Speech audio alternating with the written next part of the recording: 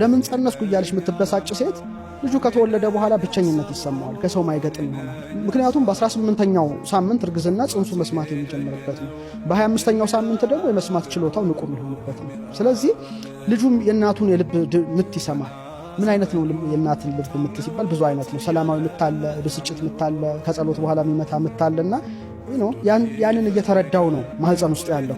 ሁለተኛ ድምጿን ይሰማል። ብታጫውተው፣ መዝሙር ብትዘምርለት፣ ምን ብትልለት፣ ልጄ ደህና ነው እንደምን በስትንፋሴ ልክ እወድሃለሁ ብትለው፣ በልብ ምቴ ልክ አፈቅርሃለሁ ብትለው ሊሰማው ሊረዳው የሚችለው ነገር ነው።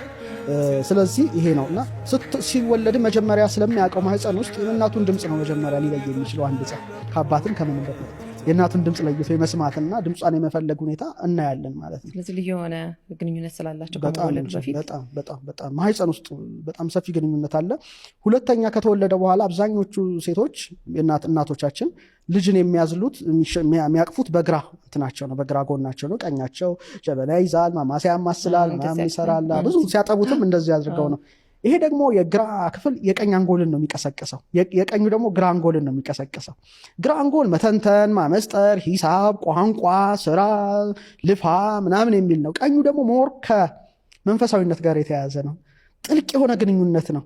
ይሄ በቋንቋ ነው፣ አፈቅርሃለሁ፣ ወድሃለሁ፣ ምንትስ ነው። ይሄ ግን ቃል ሳይወጣ ፍቅርን መለዋወጥ ነው። ትንሽ ይለያል በጣም ይሄኛው ክፍል ምቾት የሚሰጥ እንትን ይመስለኛል። ትንሽ ከጥበብ ጋር የተዋሃደ ነው። ተቆልፏል። አብዛኞቹ ክፍሎች ሰዎች ተቆልፏል። ዓለሙ ቆልፎታል፣ ብቻ አክቲቬት አልሆነም እንጂ ይሄ ቃል አይፈልግም። በቃ ዜማ የሚወድ ነው፣ ተመስጦ የሚወድ ነው ምናምንና ይሄን ክፍሏን ሞር ይቀሰቅስላታል። ይሄኛው ቀኙ ግራን ነው የሚቆጣጠረው፣ ግራው ቀኝን ነው የሚቆጣጠረው። እንደ ክሮስ ነው እንደዚህ። ስለዚህ ሳታቀው ከልጇ ጋር ያለው የመንፈስ ትስስር ይጨምራል።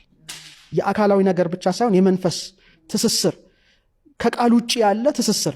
እትብቱ ተቆርጧል፣ ግን ግንኙነቱ ማያቆም የማይቆጠብ ፍቅር በጣም። ስለዚህ ያ ስለሆነ እናቶች ልጆቻቸው የሆነ ነገር ሲሆን ያቅለሸልሻቸዋል፣ ደረታቸውን ፍን ያደርጋቸዋል። በቃ የሆነ ነገር ተከስቷል፣ ልጄ ምን ሆነ ይላሉ፣ ያውቁ ይችላሉ።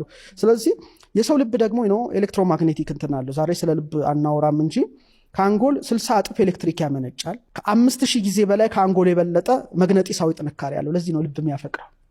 ማግኔት ነው፣ በቃ ያፈቀረውን ይስባልና ቢያንስ 10 ጫማ አካባቢ ወይም እስከ 3 ሜትር አለ። ያንቺ ላይት አለ እዚህ ባዮማግኔቲክ ፊልድ እስከ 3 ሜትር ይዘረጋል። በጣም አፍቃሪ ስትሆኚ ታዩ ላይቱ በጣም ሰፊ ሆነ፣ ወደ 7 ሌየርስ ያለው። ምንድነው ግን ፍቅር፣ ሰላም፣ ደስታ ሲሰማሽ በጣም ዝርክት ይላል። በጣም ጥላቻ ስትሆኚ ደግሞ ጥብብ ይላል። በቃ ለዚህ እኮ ነው ወንድሙን የሚጠላ ነፍሰ ገዳይ ነው ይላል፣ በጨለማ ውስጥ አለ ይላል መጽሐፍና የእግዚአብሔር መንግስት አይወርስም ደምድሞታል።